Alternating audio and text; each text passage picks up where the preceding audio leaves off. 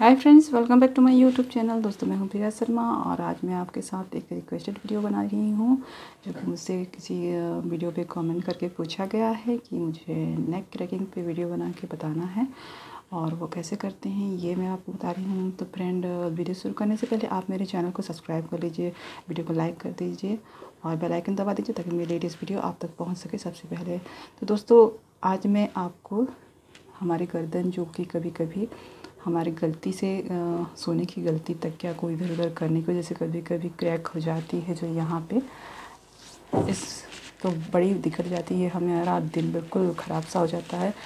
तो इस जो गले में जो नस चढ़ जाता है, इसे मैं आपको ठीक करने के लिए एक अच्छा सा मसाज दूंगी, जिस मसाज को आप करके बहुत ही आसानी से, ये मसाज है बहुत ही छोटा मसाज है, मैं आपको बस स्टेप बताऊंगी, आपको उसी तरीके से फॉलो करना है कि कैसे उस मसाज को करके हम अपने गले में, जो हमारे गले में जो लचक आई है उसे हम दूर कर सकते हैं।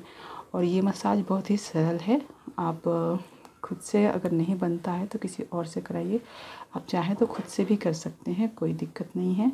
तो मैं किसी और के ज़रिए करके दिखा रही हूँ वीडियो को कि कैसे आपको करना है, तो आप उसे उसी तरह से फॉलो करिए। तो चलिए जानते हैं कि हमें मसाज किस तरीके से करना है। तो चलिए फिर वीडियो को शुरू करते हैं।